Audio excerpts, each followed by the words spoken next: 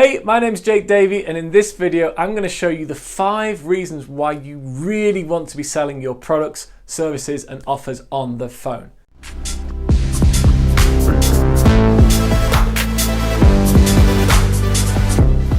Now, if you do use this strategy and actually start generating sales on the phone, then you are going to see a massive increase, firstly in the profits that you get, but also an increase in the amount of free time that you have, because you don't need to put more and more and more time in. Actually using the phone or having calls on Zoom will give you greater leverage. You'll be able to see radical results in terms of your bottom line and your income if you start using the phone. You'll also build better relationships with your audience as well. If you avoid this strategy and stick with other things that you might be trying and testing and they're not really getting the results, then chances are you're going to be fumbling around even longer, not seeing the returns that you want, not seeing the results that you want, and not actually being able to help more people and get out there and do what you do best, which is educating, teaching, supporting, coaching, and consulting. So let's dive in. Let me share with you now the 5 benefits to actually making sales on the phone. Here we go. All right, so let's take a look. 5 reasons why sales calls are so powerful. And I personally believe if you're in any doubt about how to start generating money for your business, sales calls is the way forward, without a doubt. And let's take a look. So there's 5 reasons. Firstly, number 1 is that having calls, having conversations with people on the phone is the second best way that you can have, and strongest way for persuasion, influence, and to build rapport. Okay. Now you might think, well, Jake, that doesn't sound very good. Why don't you just give me the best way? Which is fair enough, right? Well, just give me the best way. Why don't you give me the second best way? Well, the best way for many people for at least a couple of years or so wasn't possible, or at least, a year wasn't possible. The best way is in person, right? The best way for you to generate sales and to build rapport and to have influence over, how you kind of guide people and persuasion as well. And I should emphasize now, people talk about the word influence and persuasion. Is it negative if you're persuading people? No, not if it's good for them. If you're persuading somebody to do something that is going to be good for them, beneficial, then absolutely you want to be doing that. If you know you can help somebody, it's pretty much your kind of responsibility to get in there and actually give them something that's going to help them, right? So the second best way is in person. The best way is in person. The best way is in person, without a doubt. There is nothing stronger than being face to face with somebody, talking to them, building that rapport, building that relationship. The second best way is on the phone or on a Zoom call, right? You've got the slight advantage on Zoom of being able to at least see that other person. On the phone, I prefer that really because it's just a lot more focused. If somebody's taking a phone call, it feels slightly more elevated than a Zoom conversation. But my suggestion would be that either works, right? So if you're doing a call, either on the phone or on Zoom, that is absolutely fine. As you kind of separate yourself further from the lead or the prospect, the degree of persuasion that you have goes down, right? So webinars, for example, if you're selling one-to-many, the influence and persuasion that you have over one person and one person making a decision diminishes slightly. That doesn't mean that it's not effective. It doesn't mean you shouldn't do webinars, because they're a great way of selling one-to-many. However, naturally, as you start to separate and you're talking to more and more people, individuals feel further removed from you. They feel even further removed if you're, let's say, sending people directly to an order page or a sales page where they read, long sales copy, or they watch a video of you, maybe even a pre-recorded video of you, before going and buying a product, right? And so all the way down to, say, you sending them an email and them clicking a link and going and buying a product. Right, that would be kind of the most removed from that, because what's to say that somebody, you might sell exactly the same product, right? If you sell exactly the same product on the phone or on Zoom versus exactly the same product that you just send an email to and you hope somebody clicks the link and books that call. So the best way for you to build relationships, if these are people that you really want to start talking to and helping and serving, then why not get in there and start talking to these people and start building relationships and building rapport with them? It's the second, aside from being in person, it's the second, and for many of us, certainly in the past few years with COVID, it's been the best way for us to build rapport and build persuasion. People buy from people, and they are going to buy from you if you clearly, firstly, present yourself the right way, if you come across as the expert that is able to help people and resolve their problem, and they can start to build that relationship for you as well, or with you as well. Okay, number 2, second way, is that there is more margin for error. Now you might think, well, that doesn't sound good. Okay, more margin. I'm going to say flexibility for error. And you might think, well, that doesn't sound good. Well, it is. Okay, and what I mean by that is there is more opportunity for you to make mistakes and still generate sales. Okay, there is more opportunity for you to make mistakes and still generate sales. Now, let's take two extreme examples. Let's say that on one hand, you send people to let's say you send an email and then it goes to a sales page, right? Now, if you go to a sales page and somebody goes to that sales page and they look at all the information you've got there, the product looks great, but they probably think, it's not for me, and it's going to take too much time. Now, if you haven't overcome some of those objections on the sales page, or worse, if you have but they just haven't found them or they haven't read them, then they're going to say, well, this isn't for me. It's not really for my business. It doesn't quite fit the way that I would like it to. It's probably going to take me too much time. I don't really have that time at the moment. I can't really see the benefits outweighing the drawbacks. No, I'm probably not going to do it. It's not for me. And then they disappear, right? And so this is where, for people that use sales pages and order pages, of course they work, right? Of course they do. But people that use sales pages and order pages are always tweaking and testing, and then the way that they tweak and test is through data, which means a high volume of traffic. So you have to send a high volume of traffic to web pages and landing pages and sales pages to be able to test what does and does not work. Now, on the contrary, right, as opposed to having to send thousands and thousands and thousands of clicks to a website so you can test what does and doesn't work, if you have thousands and thousands and thousands of phone calls, my word, okay, it would take a lot of time, yes, but you would be an absolute legend when it comes to selling on the phone, right? You will be an absolute hero when it comes to selling on the phone. Now, you don't need that many, and that's the great thing, is that if you speak with somebody in person, let's say you had a conversation with somebody for 30 minutes, 45 minutes, you might say something that is a little bit off in the first couple of minutes, all right, and the person's like, I'm not too sure about that. Or maybe you say something which you think is overcoming an objection. It's actually pushing them further towards saying no, right? And then they're like, hang on. But you can detect that, right? You can detect that either on Zoom or on the phone. You think, maybe that didn't land quite right. Maybe I just need to rephrase that. That doesn't mean that you suddenly say the truth and then you don't tell the truth anymore. You just need to rephrase it in a way that makes sense for them, right?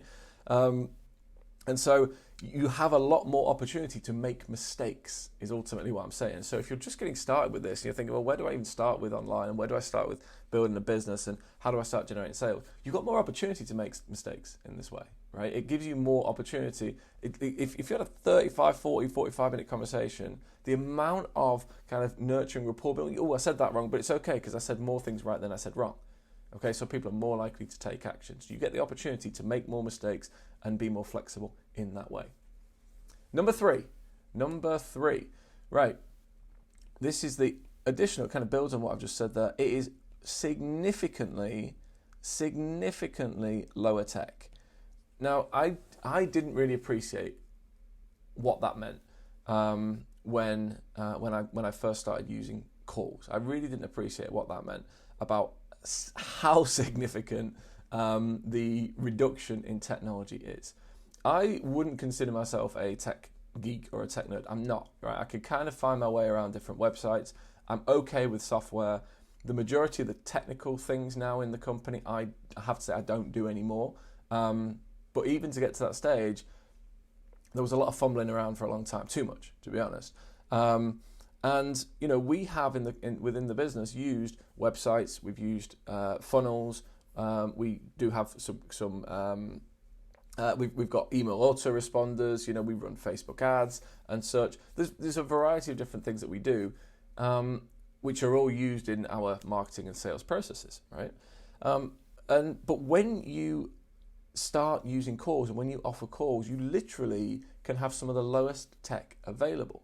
You need, at minimum, you need a booking calendar, Calendly, okay? I like Once Hub, which was recommended to me. Acuity, I think, is another one. So there's three that you can get free versions of them, right? So free versions, the tutorials on these websites show you step by step how to set them up. In 10 minutes, you could have a calendar that links to your or a call booking system that links into your calendar, right? Yes, you need a Google Calendar. I think you'll be okay with that.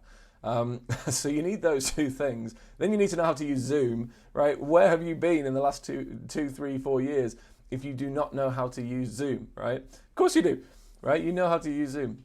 You know how to use a phone. Most people under 30 now have grown up with a phone in their hand. And this will only continue again and again and again. I imagine the majority of people I'm speaking to here are over 30, and that's okay. I include myself in that. But we know how to use a phone, right? Let's just be honest. So you know how to use a phone, you know how to use Zoom. You can easily set up a call booking calendar, and you might then go a little bit more advanced by having some email automation and some simple maybe landing pages. But you don't need a webinar. You don't need to script a 90-minute, 2-hour webinar. You don't need to create a VSL, a video sales letter. You don't need to create long form copy, sales copy. You don't need to be a copywriter and email every single day.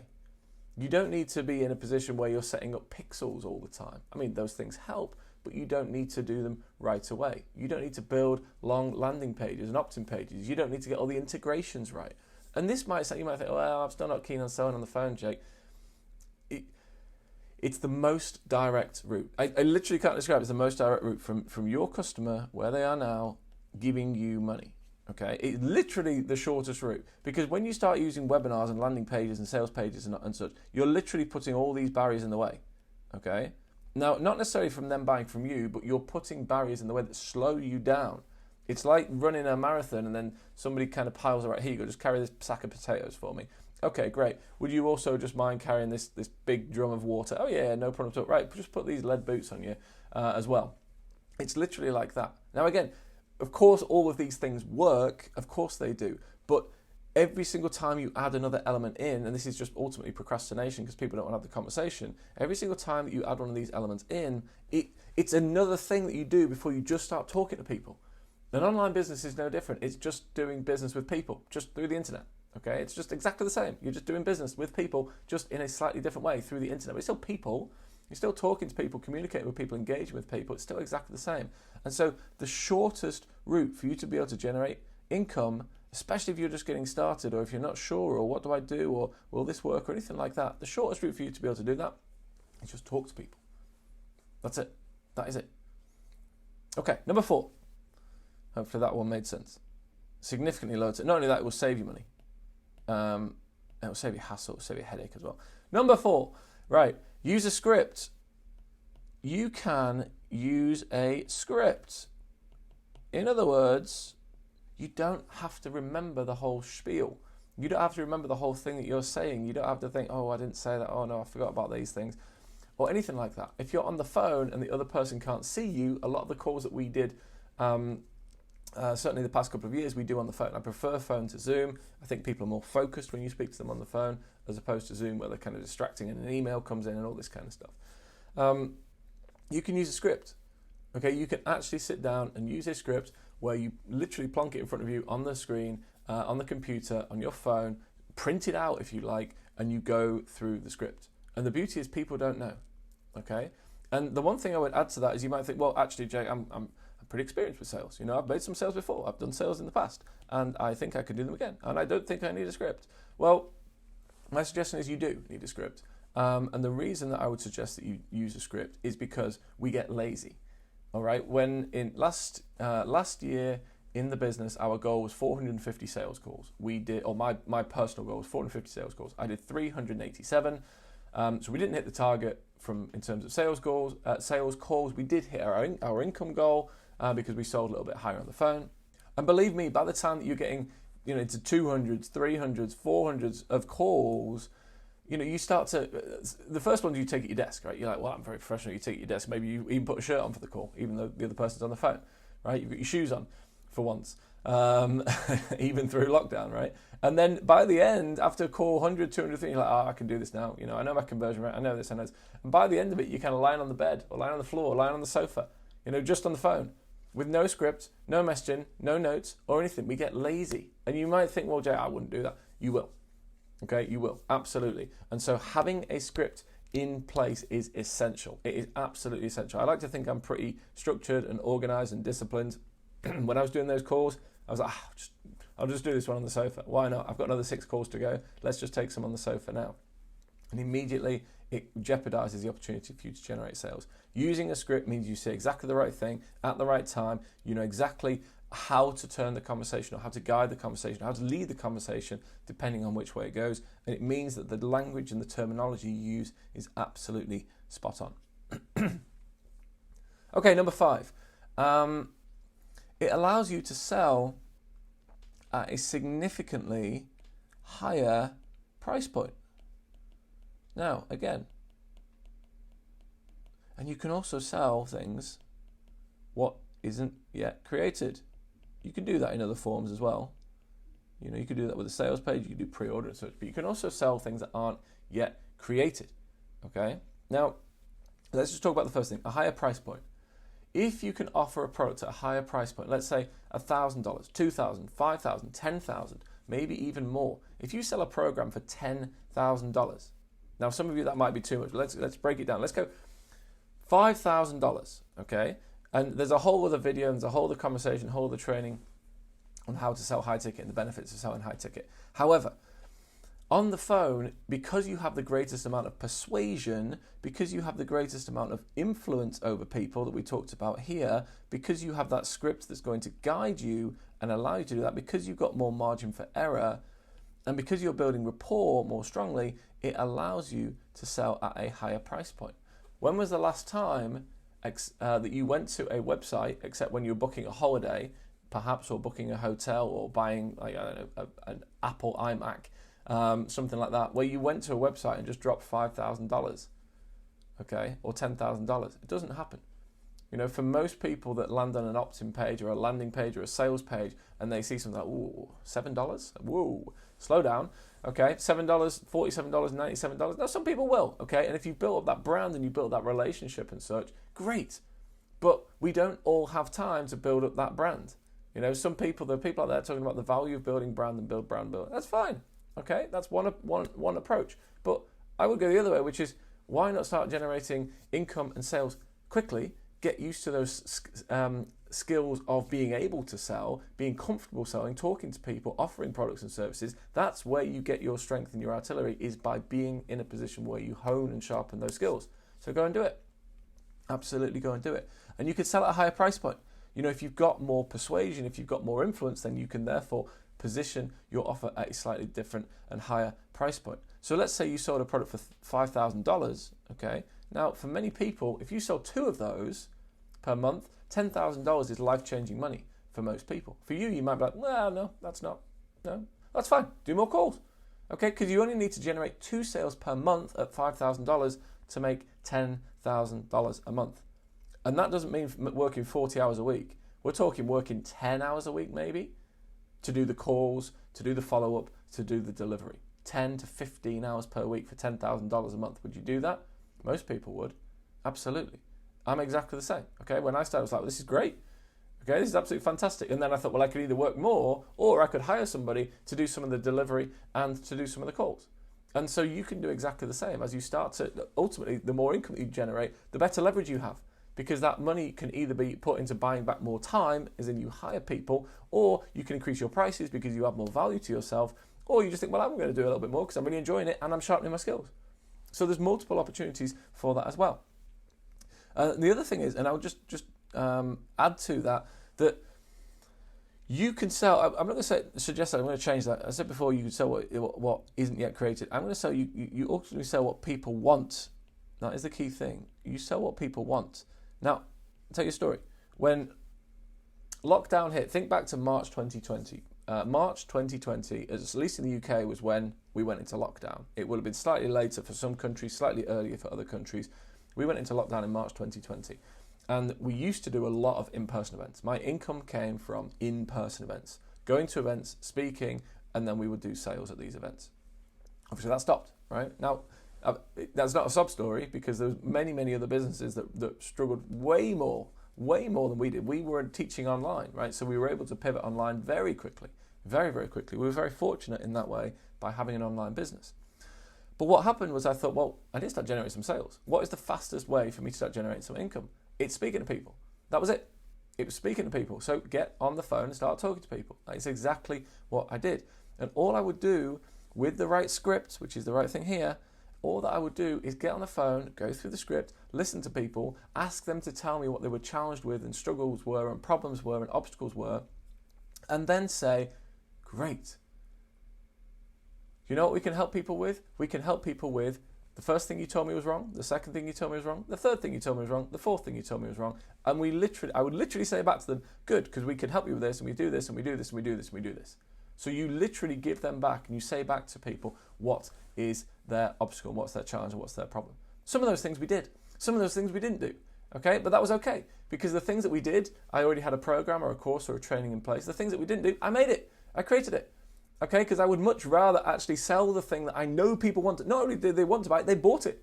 They literally bought the program. They actually paid me money for this thing, and it hadn't been created yet, but that was okay, because there were still other ways that I could onboard them. We'd have one-to-one calls and all these various different things whilst I was in the process of creating that specific thing that they wanted for Instagram.